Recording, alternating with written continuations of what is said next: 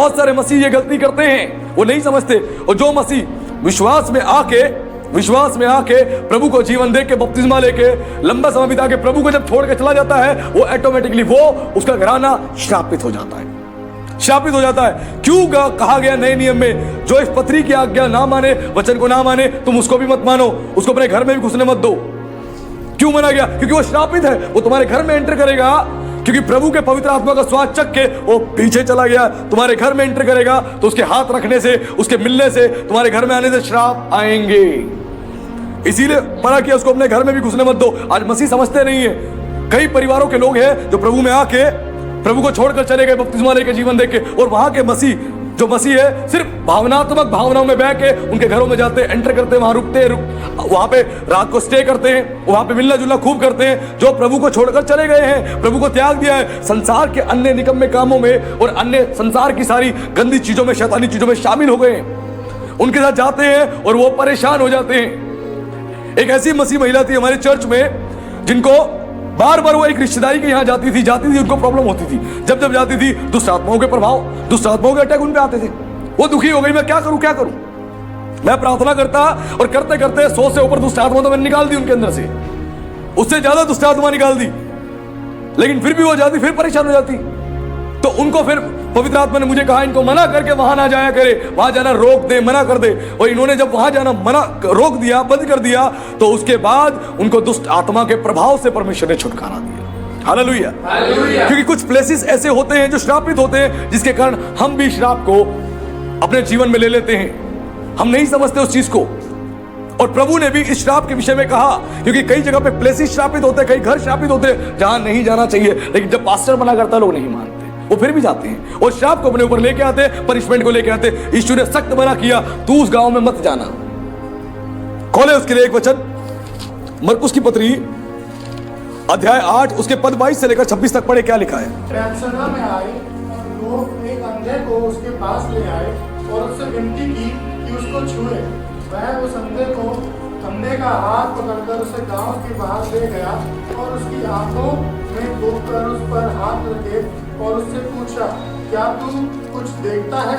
उसने आंख उठाकर कहा, मैं मनुष्य को देखता हूँ, वे मुझे चलते हुए पेड़ों के जैसे दिखाई देते हैं। तब उसने दोबारा उसकी आंखों पर हाथ रखे और अंधे ने ध्यान से देखा, वह चंगा हो गया और सब कुछ साफ साफ देखने लगा। उसने उसे यह कहकर घर भेजा, इस गांव के भीतर पांव भी न रखना। हालेलुया। अब इस वचन से परमेश्वर कुछ चीज डिक्लेयर कर रहा है, ध्यान पूर्वक सुने।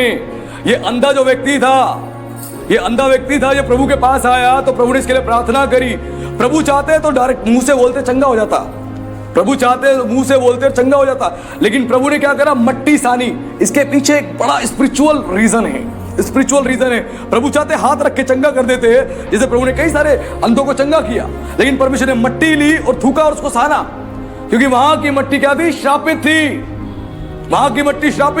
प्रभु ने इसीलिए सबसे पहले उसको गांव के बाहर ले गया, उसको बैतसैदा से बाहर ले गया प्रभु कि निकल बाहर चल, क्योंकि श्रापित जगह पे तू रह रहा है, तेरे को तू चंगा हो ही नहीं पाएगा, तू आशीष ले नहीं पाएगा। तो परमेश्वर ने सबसे पहले प्रभु ने उसको गांव से बाहर ले गया, मट्टी में थूका, साना उसकी आंखों पे लगाया, और देखो चंगाई फिर भी नहीं मिली उसको पहले। तो प्रभु ने जब उसके ऊपर आंखें उसने धो ली, तो प्रभु ने बोला, क्या दिखाई दे रहा है? मुझे पेड़ चलते हुए नजर आ रहे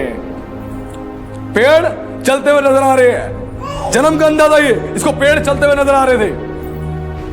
फिर प्रभु ने दोबारा इसके लिए प्रार्थना करी और ये चंगा हो गया, और प्रभु ने इसको सख्त वार्निंग दी और क्या बोला, 25 में लिखा, तब उसने दोबारा उसकी आंखों पर हाथ रखे। पहली बार मट्टी सान के उसको थूक से साना और लगाया, दूसरी बार प्रभु ने फिर दोबारा उसकी आंखों पर हाथ रखे और अंधे ने ध्यान से देखा, वह चंगा हो गया और सब कुछ साफ साफ देखने लगा। उसने उससे यह कहकर घर भेजा, इस गांव के भीतर भी पांव न रखना। प्रभु ने कहा इस गांव के भीतर भी पांव न रखना, क्योंकि वो गांव श्रापित हो चुका था, बैतसैदा श्रापित हो चुका था। मत्ती उसके 11 में आप खोलेंगे, वहां पे लिखा है, यीशु ने बैतसैदा को श्राप दिया था कि जो काम तेरे यहां दिखाए गए, कफरनहूम में दिखाए गए, अगर तुम लोग विश्वास करते तो बचाए जाते, लेकिन तुम पर हाय। प्रभु ने उस बैतसैदा को श्राप दे दिया था, वो श्रापित हो गया था, जिसके कारण प्रभु ने साफ मना किया, वहां मत जाना। कई परिवार श्रापित हो जाते हैं, कई घर श्रापित होते हैं। जिस घर में कोई आत्महत्या करके मरता है वो घर भी श्रापित होते हैं। आत्महत्या करके मरता है वो श्रापित होते हैं। वहां पे दुष्ट आत्माओं के प्रभाव, दुष्ट आत्माओं के अटैक लोगों पे होने शुरू हो जाते हैं। आज आपको अवेयर रहना है कहां जाना है और कहां नहीं जाना है। और जब पता लगा दाऊद को, ध्यानपूर्वक सुने, दाऊद को जब पता लगा कि शाऊल ने आत्महत्या कर ली, तलवार मार के मर गया है, उस चट्टान को श्राप दे दिया, उस चट्टान को श्राप दे दिया और वो चट्टान श्रापित हो गया। और आज भी जब आप जाएंगे यरूशलेम में, उस स्थान पर जाएंगे, आप देखेंगे जिस चट्टान पे शाऊल मरा था वो चट्टान इतनी ज्यादा श्रापित है, इतनी ज्यादा बेकार है, वो देख के आपको पता लग जाएगा। और आज भी ये चीज आज तक वो साबित होती है।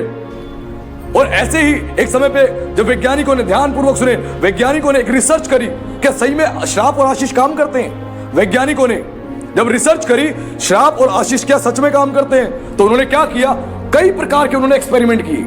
मैं उनमें से एक उदाहरण आपको बता रहा हूं। उन्होंने क्या किया, दो उन्होंने प्याले लिए और थोड़ा थोड़ा पानी भर दिया और एक में चावल डाल दिए, दूसरे में भी चावल डाल दिए।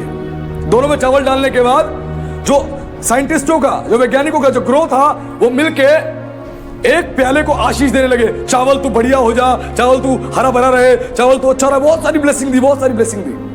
और दूसरे को क्या करा, मिलके खूब कोसा, खूब श्राप दिया, खूब श्राप दिया।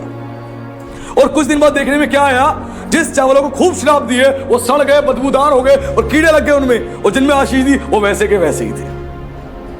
हालेलुया। आपके मुंह के शब्द आशीष पहुंचाते हैं। मैं क्यों कहता हूं अपने बच्चों को आशीष दो, मैं क्यों कहता हूं अपने माता पिता को आशीष दो, मैं क्यों कहता हूं सब लोगों को आशीष दो, अपने सताने वालों को आशीष दो। आपकी ब्लेसिंग आपके जीवन के लिए अद्भुत रीति से काम करती है, आपकी जुबान काम करती है। और उन्होंने ये एक नहीं मल्टीपल एक्सपेरिमेंट किए और सब में वो सक्सेसफुल रहे, सब में वो सक्सेसफुल रहे और वो आशीषित हो गए इस बात को देख के, क्योंकि उनका बिलीव हो गया। हाँ, अगर हम आशीष और श्राप देते हैं तो उसका प्रमाण सामने दिखाई देता है। इसीलिए कभी किसी को श्राप मत दो।